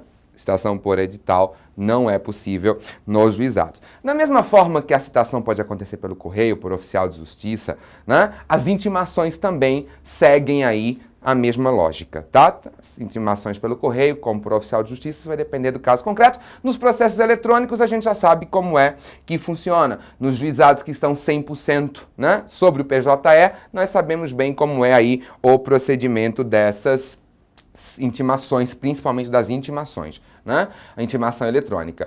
Ó, tem um dado que eu quero relembrar para você, ou ensinar a você, relembrar para alguns ou ensinar para aqueles que estão tendo um primeiro contato aí com uma conversa mais longa sobre juizados especiais, que a produção já me disse que está longa até demais, eu vou dar já uma encerrada. Coloca aí, Kiko, por favor, a citação da pessoa jurídica, né?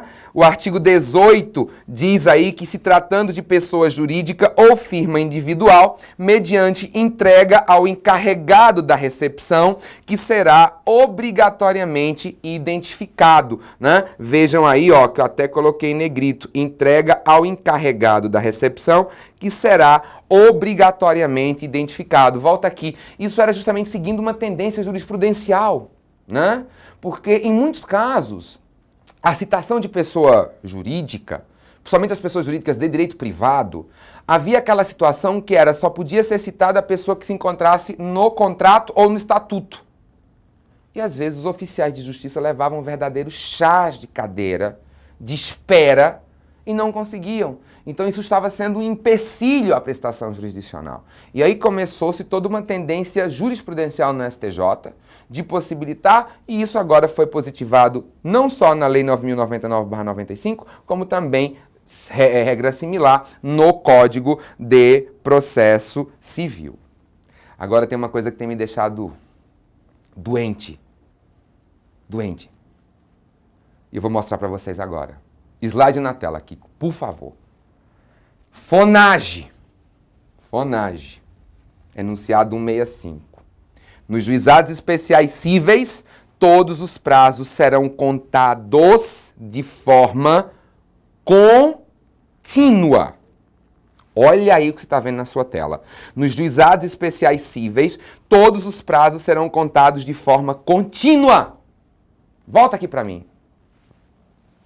Um murro no artigo 219 do Código de Processo Civil, que estabelece que os prazos, desde a vigência do novo Código, são contados em dias úteis. Mas o FONAGE diz que essa regra é incompatível com a celeridade dos juizados especiais.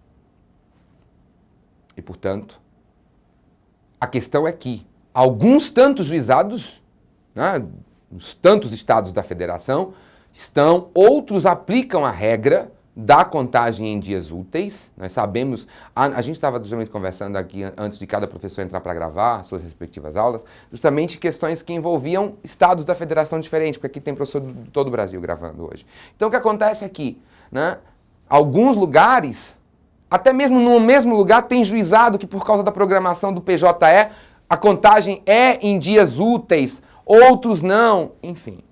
Mas a regra que deve predominar, segundo o entendimento, seria a do FONAGE.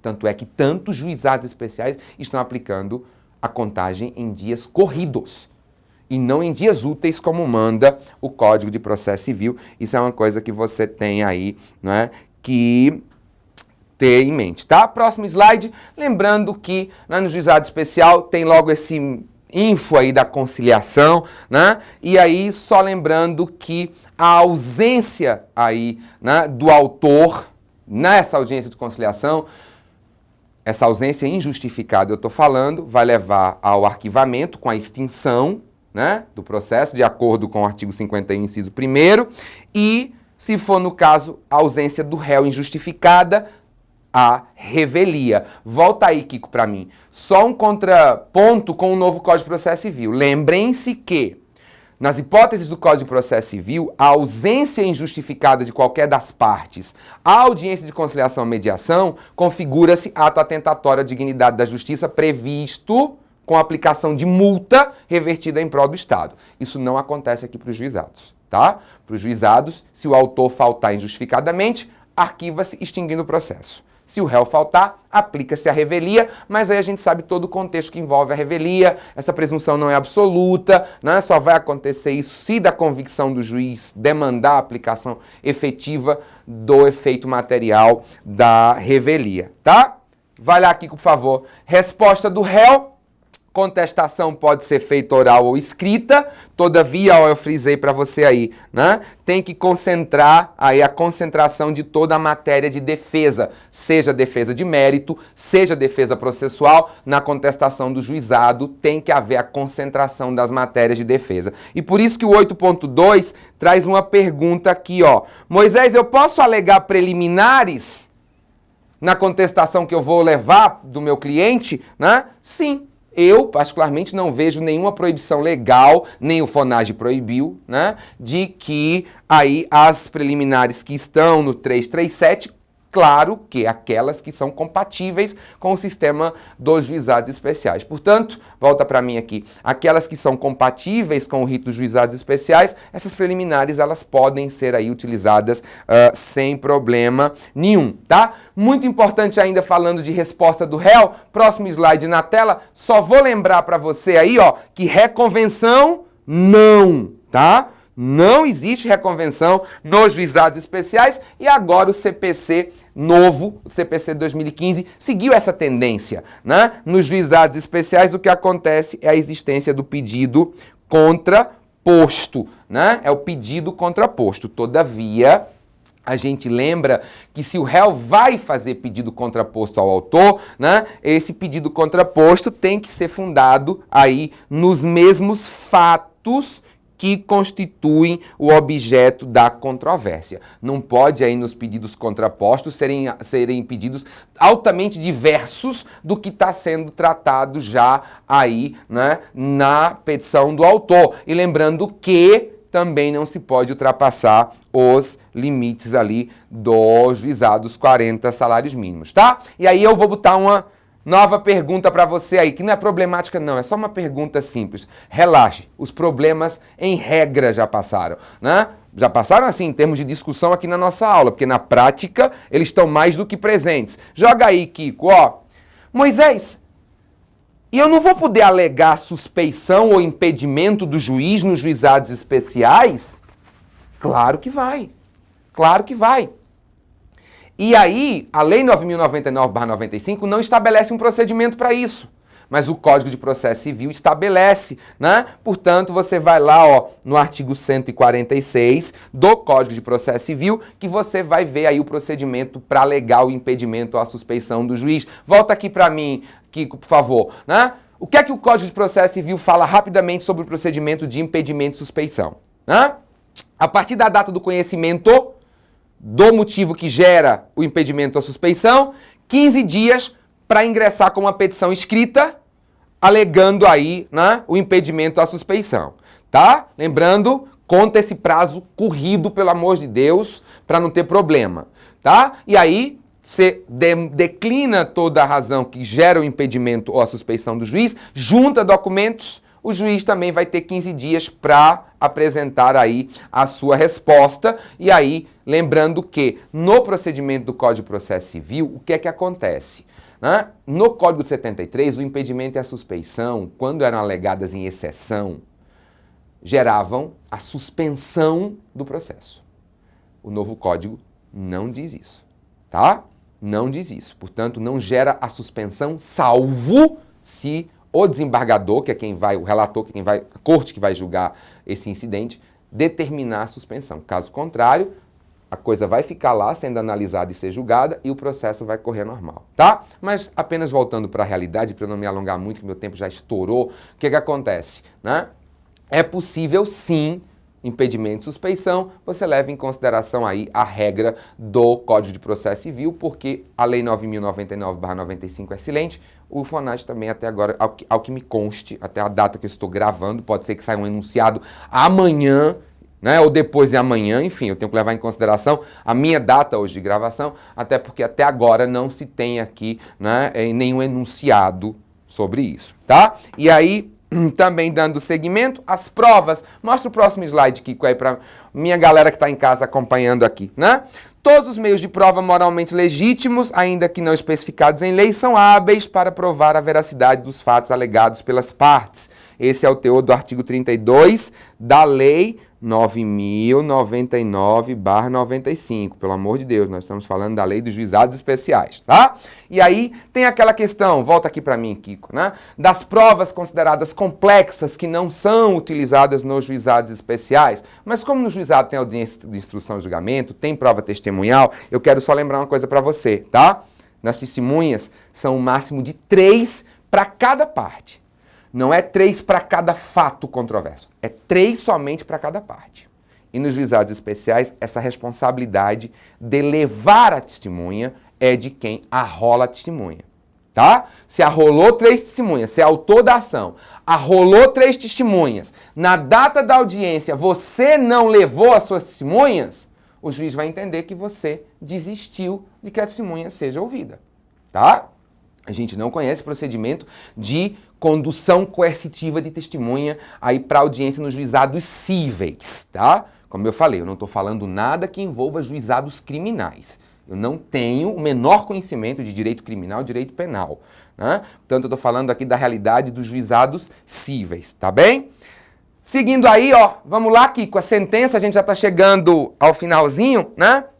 É ineficaz a sentença condenatória na parte que exceder a alçada estabelecida nesta lei. Portanto, os juízes, ao condenarem, portanto, eu estou falando de sentenças condenatórias, né, elas não podem ultrapassar, claro, o valor de alçada dos juizados. E, ó, logo aqui embaixo, eu estou chamando para você ter cuidado, né, com a seguinte questão, né? Não se admite sentença condenatória por quantia ilíquida, ainda que genérico o pedido. Volta aqui, Kiko.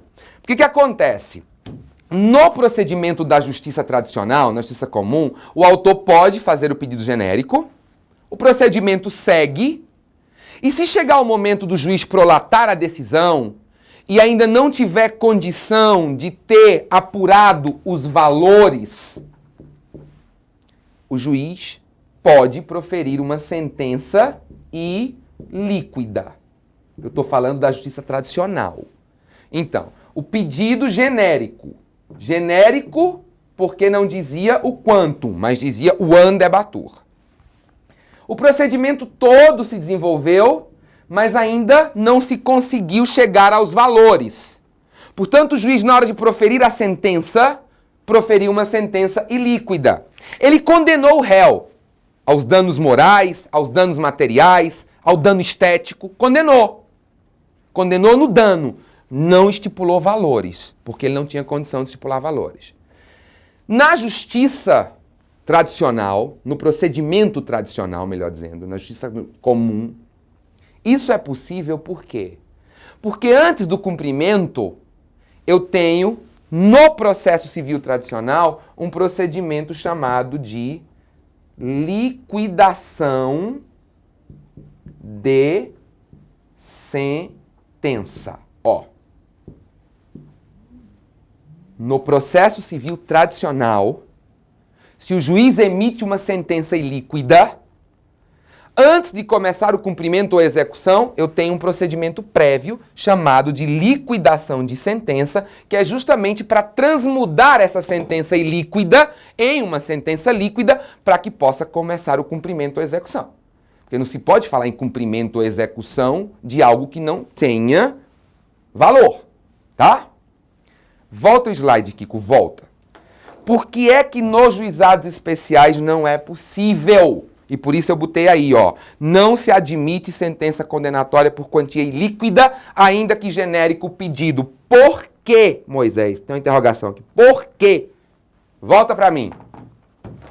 Porque nos juizados especiais nós não temos procedimento de liquidação de sentença. Então, no juizado especial, o pedido ele pode até vir genérico, só que ele vai ter essa generalidade do pedido em relação à liquidez. Mas isso vai ter que se resolver antes da sentença. Porque a sentença não pode sair no juizado especial ilíquida.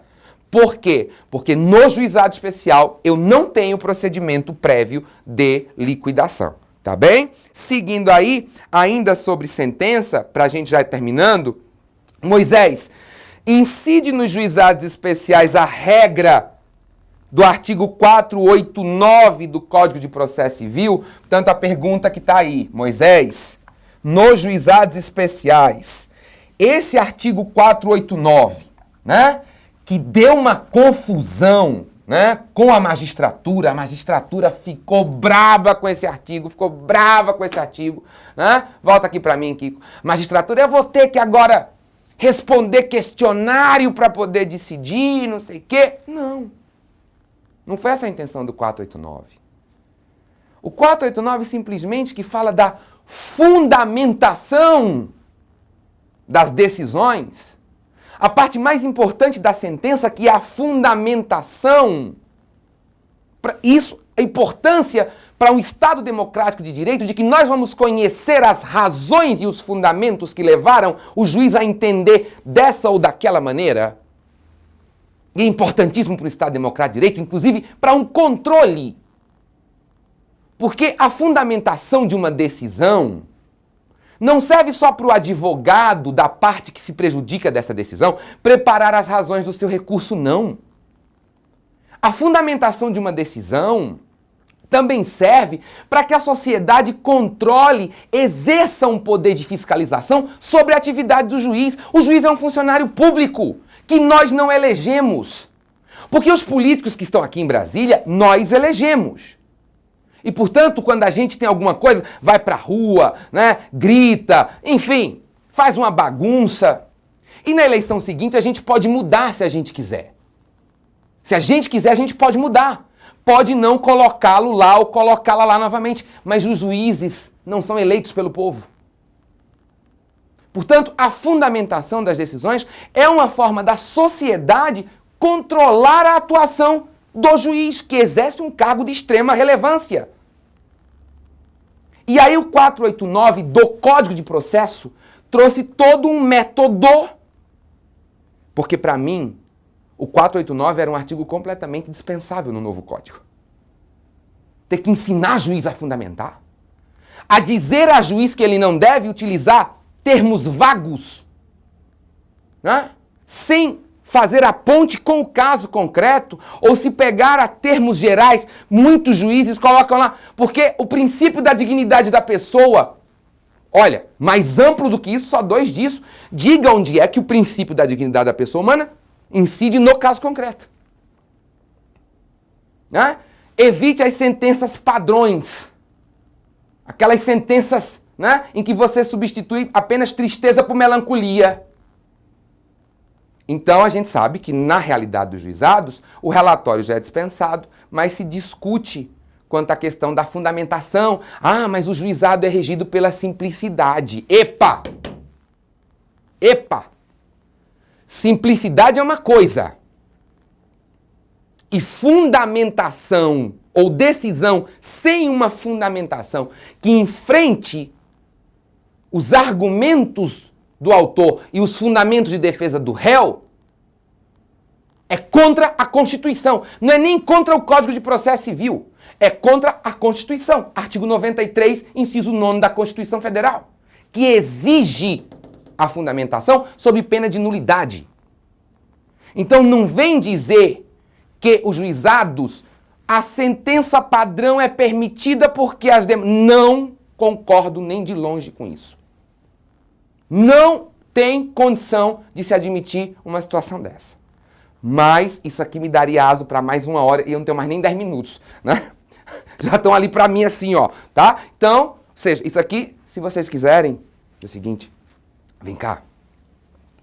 Eu tenho essa questão dessa discussão toda do 489, né?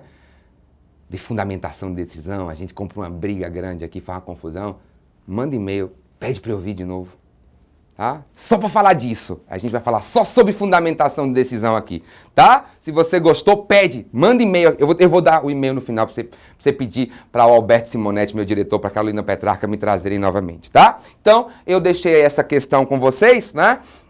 Vejam aqui, Kiko, joga aí para mim, sobre esse 489. Ó, o Fórum Permanente de Processualistas Civis, né? Quando se reuniu, o Fórum Permanente, aqui não é o FONAGE, tá? Eu já estou falando aqui do Fórum Permanente de Processualistas. Que aqui eles não estão determinando nada. O Fórum Permanente de Processualistas é apenas uma orientação. E aí o Fórum Permanente, no enunciado 309, eles orientaram, né, que o 489, o parágrafo 1º do CPC, é aplicável no âmbito dos juizados especiais, tá? Então volta aqui para mim. Ou seja, o Fórum Permanente de Processualistas. Por favor, você que está em casa, não confunda. FONAGE é diferente de FPPC. Fórum Nacional dos Juizados Especiais. Fórum Permanente de Processualistas Civis. Hoje isso aqui é que está mandando nos juizados, por meio daqueles enunciados que a gente veio discutindo. O Fórum Permanente também emite enunciados, que são orientações ao sistema.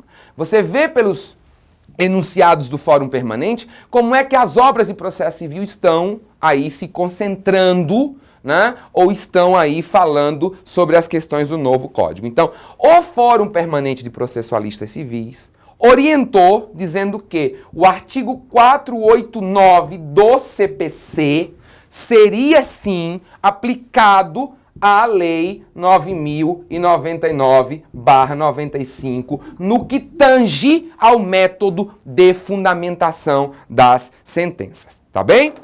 Seguindo aí, né? Contra a sentença, que é justamente o que a gente estava falando, cabe o recurso inominado, prazo de 10 dias, por favor, na dúvida, né? Moisés, aqui na minha cidade, tem juizado que o prazo é contado em dias úteis, o outro é contado em dias corridos. Olha, se você não sabe, né? Frente a essa loucura, segue a regra dos dias corridos, que você aí não vai correr o risco de perder prazo, tá? O recurso é inominado, a gente sabe que o prazo aí de 10 dias e o preparo será feito independentemente de intimação nas 48 horas seguintes à interposição sob pena de deserção. E aí, no slide tem essa última parte que eu estou agora fazendo aqui um retângulo, né?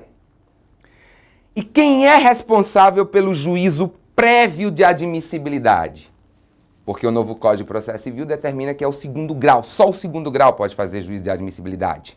Volta para mim, por favor, Kiko. Mas o FONAGE, sobre o juízo de admissibilidade do recurso inominado, disse o quê? Bora lá, Kiko. Tá pronto aí, produção? O enunciado 166 tá pronto? Joga na tela, por favor. Nos juizados especiais cíveis, o juízo prévio de admissibilidade do recurso será feito no 1º grau. Eu circulando aqui, circulando e infartando de ódio. Viola frontalmente o artigo 1010, parágrafo 3º do Código de Processo Civil. Volta aqui, Kiko. Que determina, tirando as brincadeiras, mas porque eu vou confessar a vocês, eu me estresso mesmo. Eu me estresso mesmo saber que existe uma lei procedimental geral e que é um enunciado que está regulando o que a coisa tem que acontecer. Tem que ir pro Rivotril. Né? Estou nem fazendo merchan aqui, porque você nem lembro qual é o laboratório. Mas brincadeira, né? Prefira o chá de camomila, né? Ou algum suquinho de maracujá que acalma, né? Mas é o que acontece. O Código de Processo Civil estabelece o quê? Que o juízo de admissibilidade só pode ser feito definitivamente pelo segundo grau. Mas nos juizados especiais, a admissibilidade do recurso, né, é do primeiro grau, tá? E pra gente encerrar, lembrar que a execução nos juizados segue o modelo sincrético, tá? Isso aí, o primeiro ensaio do modelo sincrético, antes mesmo do processo tradicional, se deu justamente com os juizados, e aí não é diferente aqui nos juizados especiais, né? O cumprimento nos mesmos autos aí, né? Um procedimento simplificado, com penhora, há a possibilidade da interposição de embargos à execução, tá? Também dentro do juizado, você pode acompanhar lá nos artigos 52, 53 da Lei 9.099/95. Gente, eu não tenho mais tempo, mas eu tenho que ter tempo aqui só para mandar aqui 4, né, cumprimentos muito queridos de pessoas que mandaram e-mails para cá, para mim e para a Ena, que assistiram às minhas aulas de intervenção de terceiros, que estão disponíveis gratuitamente para você aqui, tá? A Ana Márcia Rolim, que é bacharel de Direito em Palmas, no Tocantins. Ana Márcia, muito obrigado pelo carinho, pelo e-mail que você mandou para a Ena, né? E a Ena me encaminhou também aqui falando das minhas aulas de intervenção de terceiros. Espero que você goste também dessa conversa sobre juizados especiais cíveis, né? O João Pedro, que é lá de Petrolina, Pernambuco, ali vizinho ao meu estado da Paraíba. Petrolina, uma cidade tão querida. O João, que acabou de concluir o curso de Direito dele, ele disse no e-mail que acabou de passar no exame da ordem. João, seja muito bem-vindo aos quadros da advocacia do Brasil, tá? Obrigado, a gente trocou uns e-mails lá, o João, com umas dúvidas sobre denunciação da lide, e a gente até se comunicou aí com uns 2 ou 3 e-mails. João, muito obrigado pelo carinho, né? O João frisou lá que não tinha entendido, terminou a faculdade sem entender as modalidades de intervenção de terceiros, e ele disse aqui, né, depois das suas aulas eu consegui aí entender especificamente essa divisão aí, essa compartimentação das intervenções. Que bom, João. Muito obrigado, tá? Beijo também, peraí, pra Rosana. Para Rosana, que é de Indaiatuba, no estado de São Paulo. A Rosana, que ela diz aqui no e-mail dela, né, que ela concluiu Direito, mas ingressou no serviço público e agora está se aposentando, depois de tantos anos no serviço público, e está retomando Direito. E quer voltar para o Direito, e ela começou a assistir às palestras aqui da Ena, fez muitos elogios, e aí mandou um e-mail pessoal para mim, aí me parabenizando pelas minhas aulas, né? E ela botou aqui, né, que gosta da maneira como eu falo, e disse que era de Indaiatuba, do estado de São Paulo. Então, Rosana, muito obrigado, tá? Pelo carinho. Mande mais e-mail para mim, espero que você goste. E por fim, né? Especial esse e-mail que eu recebi, não que os outros não sejam, mas aí é de uma conterrânea minha, que é lá da Paraíba, a Aline Feitosa, que tem 21 anos, é acadêmica de Direito e mora na cidade de Cajazeiras, que fica lá no sertão da Paraíba, né? A Aline, que é de Cajazeiras. Olha, Aline, além de ter um carinho especial pelos alunos, pelos acadêmicos e as acadêmicas de Direito, como é você, né? Cajazeiras é a cidade onde minha mãe nasceu. Então eu tenho um carinho todo especial por Cajazeiras. Como você bem frisou no seu e-mail, eu não tive oportunidade de ir a Cajazeiras em 2016. Como diretor da ESA, eu tive em várias subseções, mas infelizmente eu realmente falhei com a cidade de Cajazeiras, né? Mas eu prometo que agora em 2017 eu farei de tudo. Eu não vou prometer que eu vou, mas eu prometo que eu farei de tudo para ir a Cajazeiras, para a gente ter uma conversa sobre processo civil. Então, Aline, que bom que você também gostou das minhas aulas. Obrigado pelo carinho do e-mail que você me mandou. A Aline me dizendo aqui que me segue nas redes sociais, que me segue no Instagram, no Facebook e que espera que eu vá a Cajazeiras para me conhecer pessoalmente. Aline, beijo para você, para todo o pessoal de Cajazeiras, do sertão da Paraíba. Beijo pro Brasil inteiro e ó, quer também que eu mande um abraço para você, ou quer que eu fale alguma coisa, ou melhor, você quer mandar uma sugestão? Você quer mandar uma crítica? Você quer mandar um elogio? Produção, coloca o e-mail da Ena agora aqui na tela. O e-mail da Escola Nacional vai aparecer para você aqui agora. Gente, ó, eu sei que eu não tenho mais... Eu tô todo estourado aqui de tempo. Mas, ó, todo esse trabalho é feito com muito carinho para você. Todo esse trabalho é desenvolvido para a advocacia do Brasil. E é preciso que a gente tenha esse feedback seu. Então, ó, manda e-mail para cá, tá? Se você quiser mandar um e-mail pessoal para mim, no começo apareceu o meu e-mail. Mas também você pode mandar para cá, que as meninas, a Vilma, a Carol, elas me transmitem e a gente vai se comunicando. Eu vou ter a maior satisfação aí de ter esse feedback como eu tive aqui com a Aline, com a Rosana, com a Ana Márcia, com o João. Tenho maior satisfação em receber isso, tá? Então, ó, fortíssimo abraço, tá? Que Deus abençoe vocês. Tamo junto. Manda e-mail aqui pra Ena. Pede pra eu voltar, pra gente conversar sobre fundamentação de decisão, pra gente pegar uma briga aqui. Bora? Bora esquentar esse negócio? Então, ó, forte abraço pra vocês. Até a próxima. Tchau, minha gente.